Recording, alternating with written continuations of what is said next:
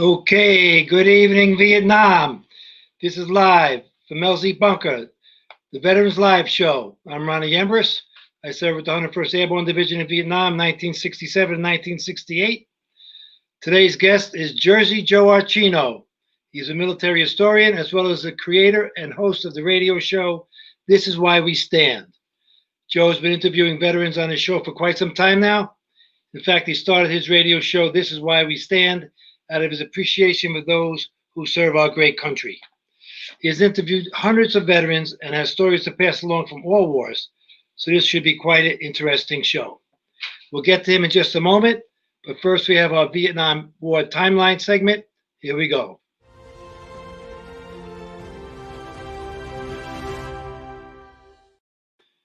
Okay, 1963. The United States announces the denial of funds to the Vietnamese Special Forces, which have been heavily used in attacks against the Buddhists.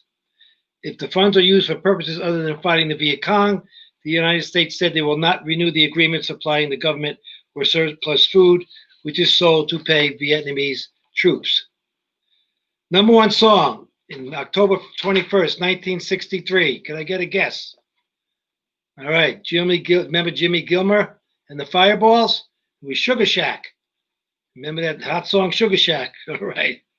In 1965, the siege of Plymouth was a series of assaults on a Pavan on a CIDG camp manned by the United States and Army troops, Rangers, and 400 Mountain Yard allies. The United States airstrikes and a relief force lifted the siege. It resulted in 326 enemy killed and a further 850 estimated killed in the siege and pursuit. 14 CIDG and 3 friendlies were killed. Friendlies meaning U.S. All right, so number one song, October 21st of 1965. Come on, by the Beatles, remember?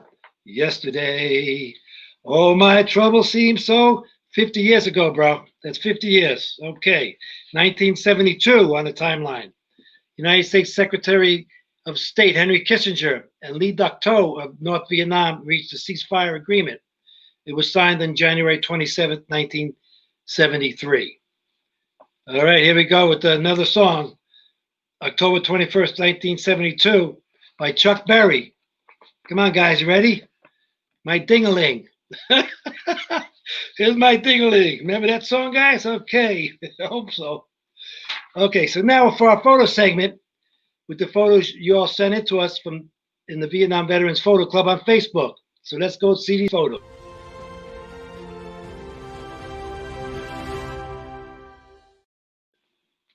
All right, let's have that first photo.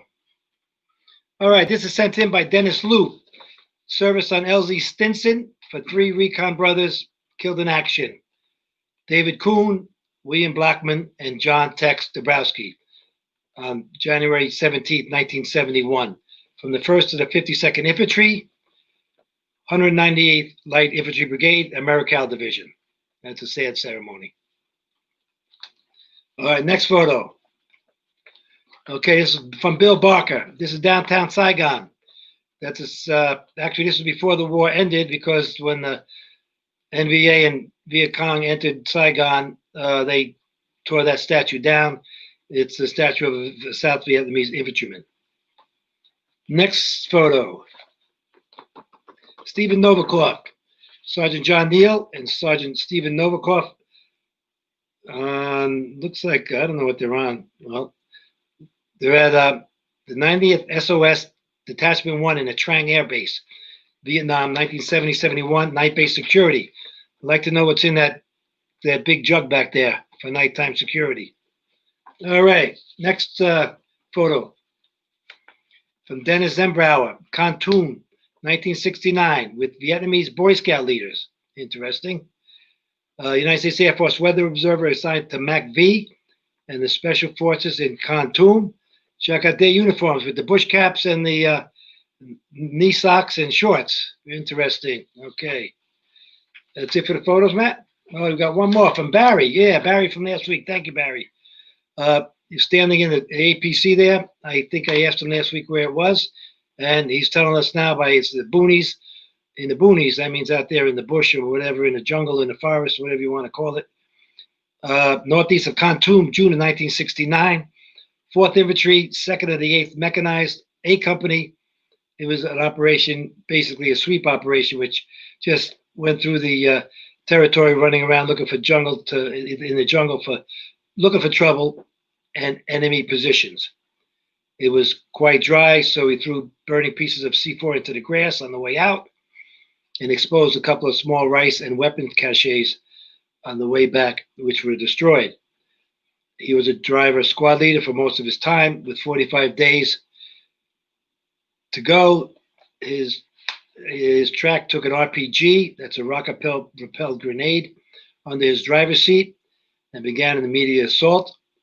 He took a second RPG in the periscope behind his head, and since his body was on full adrenaline after the first hit, he had no idea of the extent of my injuries, he says, and grabbed the laterals. That means like the steering mechanisms, and floored the hell out of it, bent on running over the North Vietnamese troop who fired at.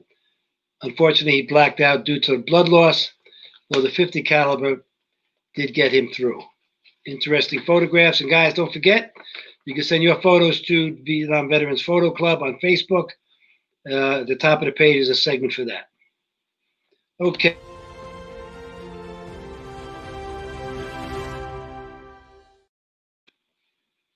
Okay, they were great. Thank you very much for your photos from the Vietnam show. Let's go to the group on Facebook. There's an announcement there submitting your photos. Really easy to do. Just go to the top of the page. You'll find out where you can do that. All right, so now we're going to bring in Jersey Joe Archino into our bunker. How you doing there, Joe? Ronnie, it is an honor to be on your program. Thank you so much for inviting me to be on tonight. Okay, I guess it's just a little role reversal here. Yeah, you could say that again. Interviewer, and now you're the interviewee. And let's start out by hearing a little bit about yourself and what you do with your radio show.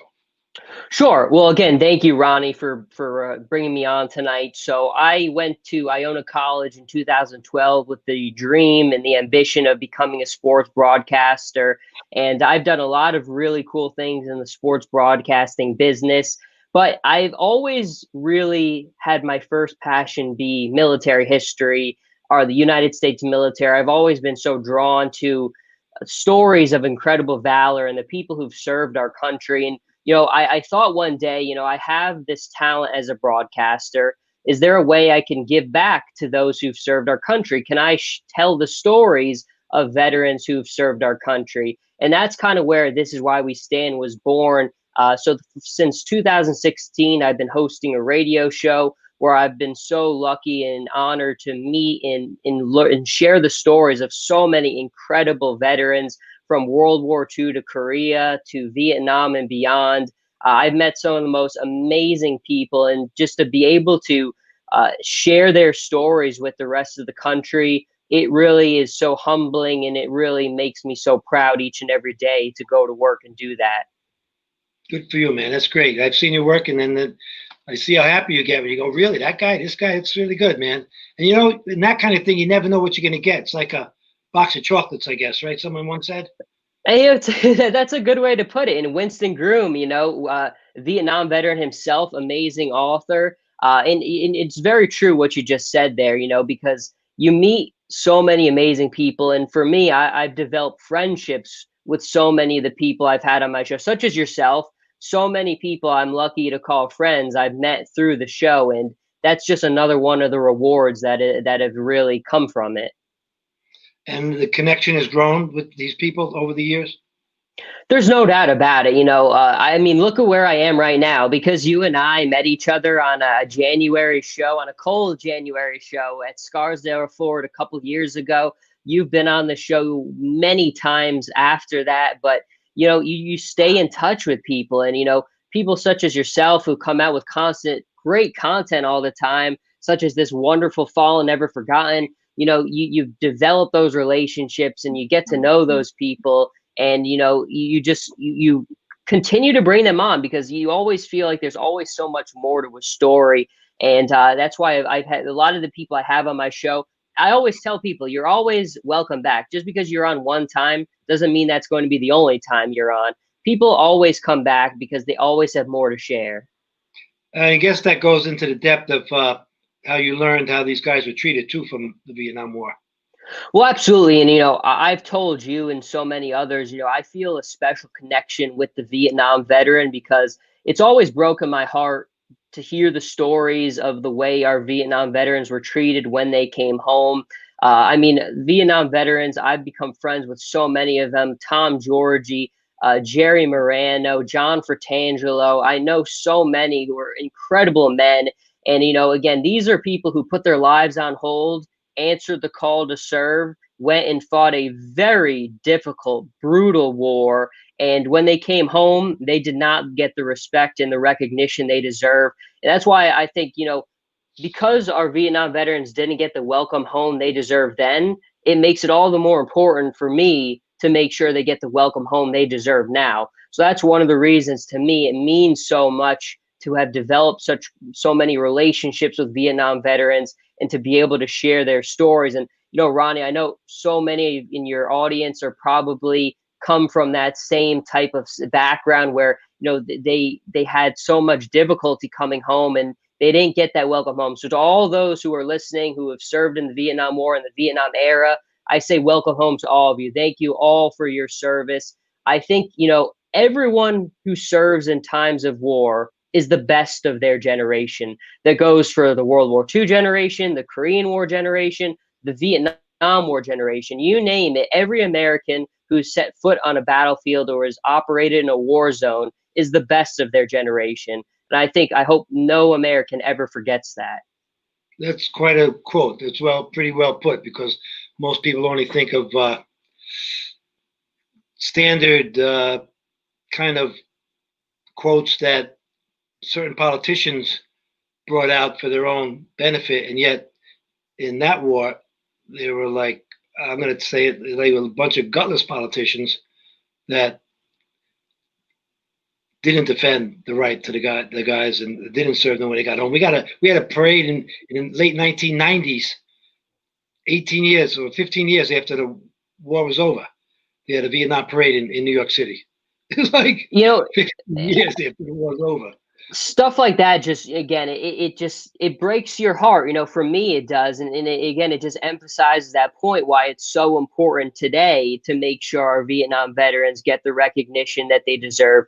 They might not have gotten it back then, but if I can do anything about it, they will now. And kind of going back to that, Ronnie, so many of the conversations I've had, there's so much frustration, and understandably so, on the Vietnam veterans' part, because again, so many of you guys went, you put your lives on the line, you went and you answered the call to serve, and the support was not always there. You always feel like there were so many people high in the higher up echelons who were controlling things, who just made the job of all the people who are on the ground more difficult. And I think I've heard that over and over again. And I think that's the worst kind of thing you could do, is to interfere, to handcuff those who are out there doing the job on the battlefield. You have to give them all the tools they need to succeed. And this is one of the lessons, I've learned from veterans from the Second World War as well. It's just, we need to do everything in our power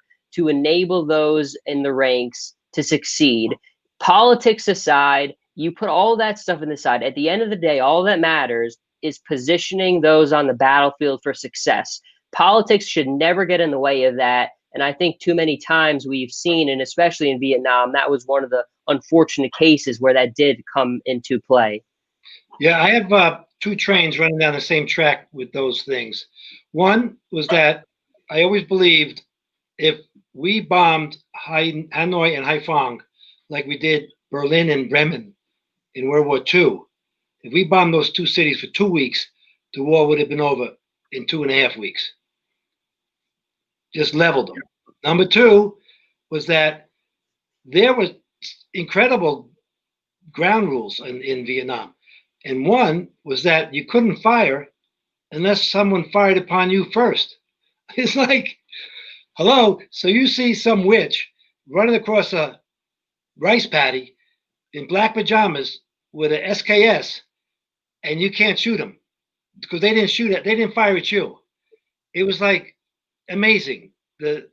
So like I don't want to go off on that too far. So I see that we have a couple of local friends in common. Ronnie Toki. Yes, I think we do.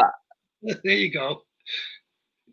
Ronnie, it really goes back to, I think, why I feel so lucky about being able to, my show is based out of Westchester County, New York. And I feel so lucky. People like Mr. Tochi have been so supportive. I've interviewed him a couple times on the program, Dan as well at the Hudson Valley Honor Flight. And, it's just everyone's on the same page. We're all trying to work together to support our veterans. They come from a unique standpoint, and they've sent so many incredible veterans onto my show. And I've got to meet and develop relationships with so many of these people because they sent them on. And I'm so grateful to Mr. Tochi and everyone who works in his office because I can honestly say I've met lifelong friends because of them. And I've been able to share amazing stories with the public because of them and all of their hard work. Yeah, Ronnie Tochi and I were stationed at Fort Bragg in the 82nd Airborne Division back in 1967, which was interesting. And Dan Griffin is the president of Chapter 49, Vietnam Veterans of America in Armonk, New York. And now he's the head of the Westchester director. He's the director of the Westchester Veterans Service Agency. So interesting how things intertwine over the years. I love that. I've the two of you have had on the show, and I think that's just such a cool little factoid right there. I love it. Yeah, great. How about this special guest that you met at West Point last Christmas time? Well, I have to folklore. Tell me about Vince Speranza. Well, I have to thank you so much for that opportunity. In December, you invited me to come down to the Thayer Hotel right by West Point, and I got to interview the legendary Vincent J. Speranza, World War II veteran, Italian American like myself. So there was so much I admired about that man, and I mean, just to admire his spirit. When I turned my camera on, he didn't stop talking from the minute I turned it on until the hour was over. He did not skip a beat, did not take a sip of water. He just went on, and I hung on to every word. It was one of the most memorable interviews I've ever done. Just starting off, he was talking about his parents coming over from Italy and how much they loved the country for the opportunity it gave them.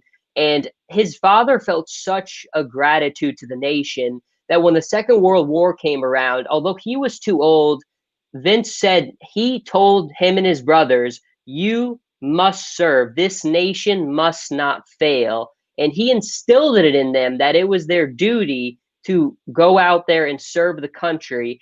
And that is so profound, in that respect and admiration, I think, is one of the things so many Italian Americans really are so proud of. And so many Italian Americans served in the Second World War. They gave so much to this country. And that's such a great example. Vince is a special man.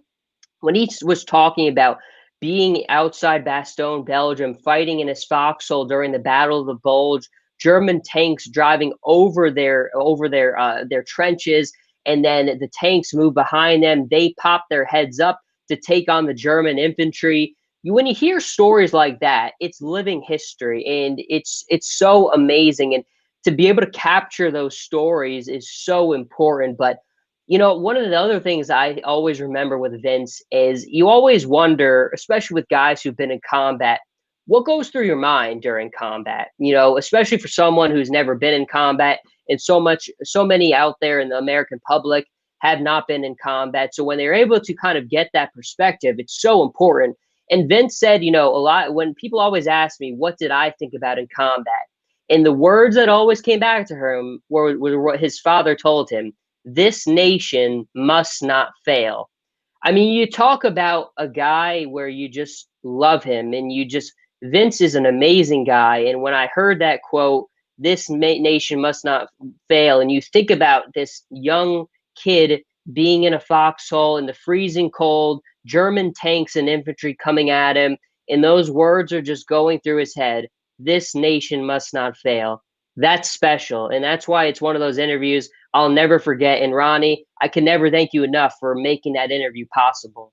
No problem. And I'll tell you what, there's two things there. One, he will never, when you ask him to sing the Blood Upon the Risers, it's an airborne song. It's like he just get up and sing it and keep going and sing all the verses and sing them over and over and over. And the second thing about Vince, we're trying to get him on a show. We're trying to make him understand what it's all about.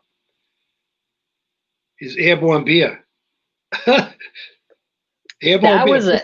Vince is famous for airborne beer. So that was a great story. And just anyone who wants to kind of know a little bit more about that. So during the Battle of the Bulge, Vince told the story about there was a bar in town and one of his buddies had been hurt and he wanted some beer. So Vince took his helmet, went to the bar, filled it up with the beer, brought it to his wounded buddy, and he delivered. He gave him some beer. And he said that one of the medics pulled him aside and said, what is the matter with you? I got a guy with a chest case and you're over here giving him beer. And he basically threatened him up pretty good. But it's just another one of those legendary Vince stories. And Ron, I hope you get him on the show because again, you could just sit there and listen to him for days and days and days. Oh yeah.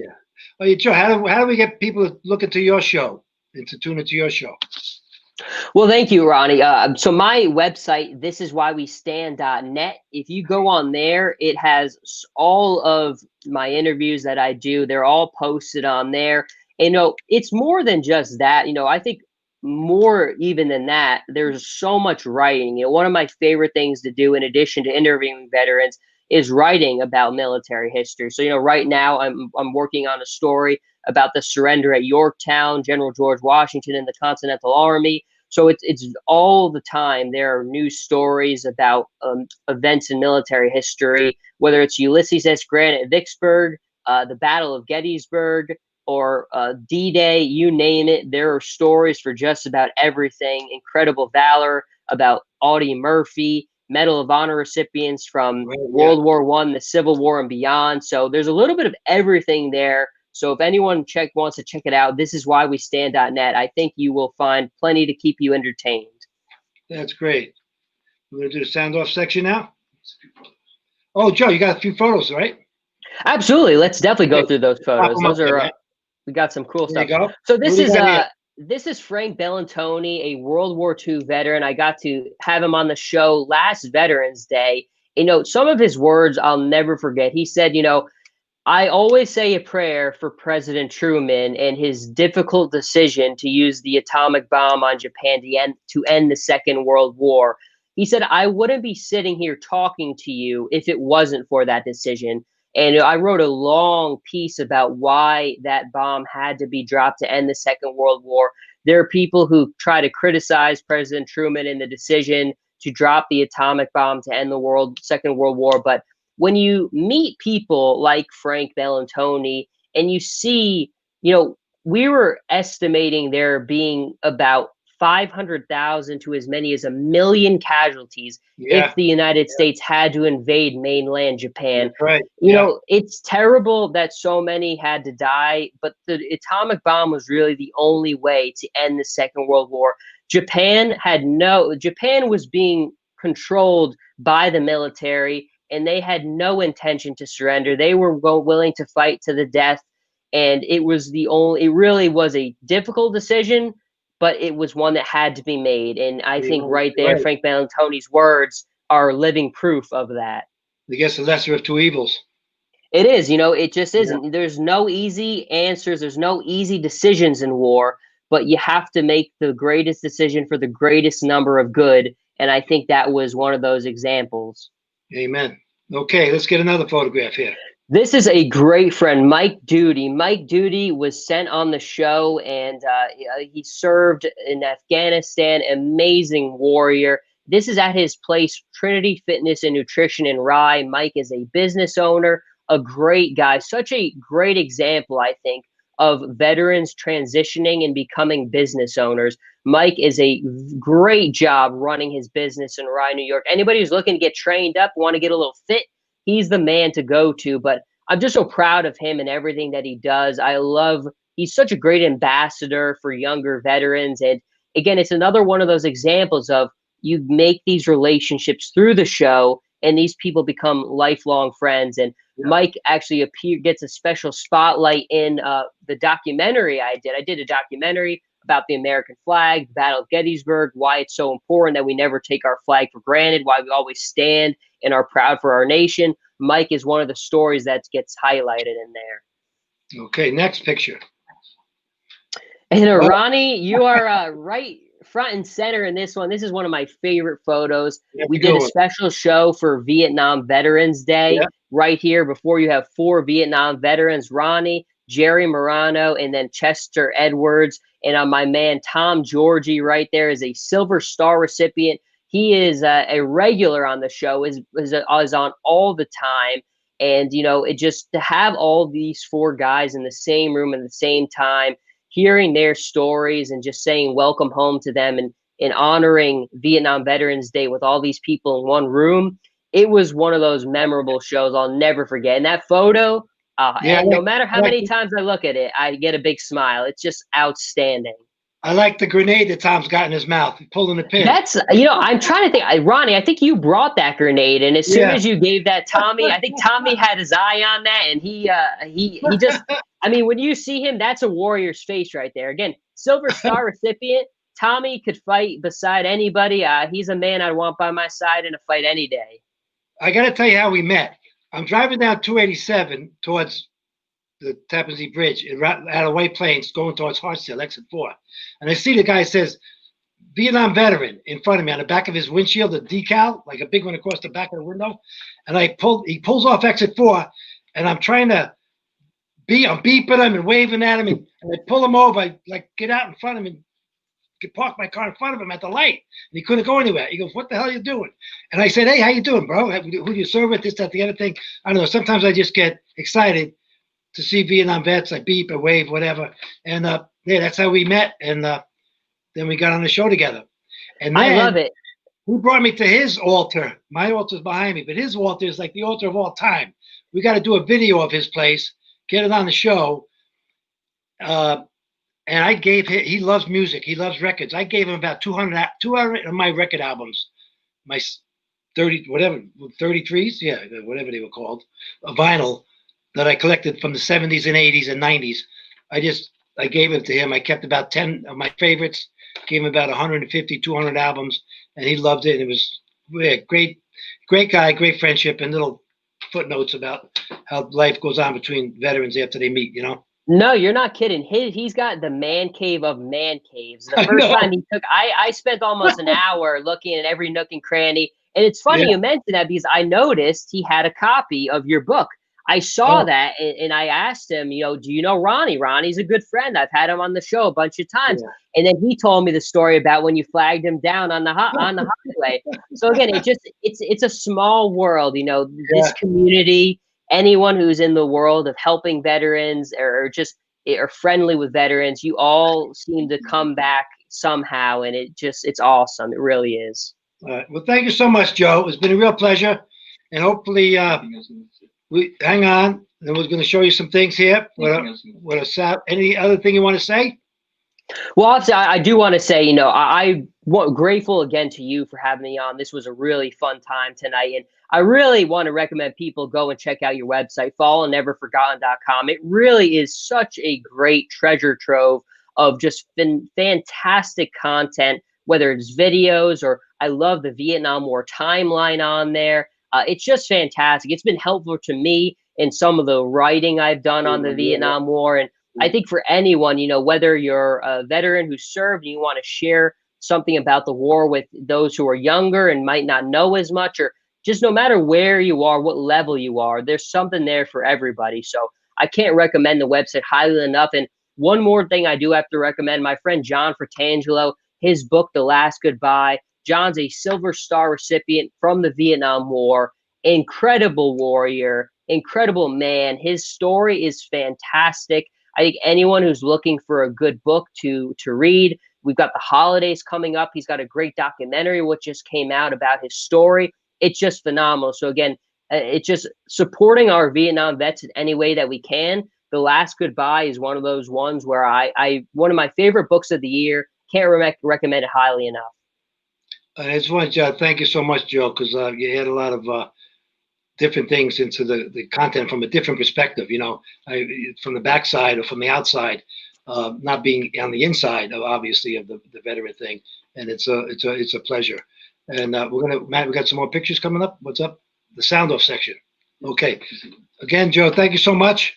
God bless you. Take care. Ronnie, God bless you, my friend, and thank you again to Matt for helping put this together. Oh, great time. Matt does all that stuff on the website. So we got like Matt 10 Matt is the technical director anyone would dream for. He is the best. Thank you, guys. Such a great pleasure to be here. You got it, Joe. Thank you. Okay, so now we're going to go to the sound off section.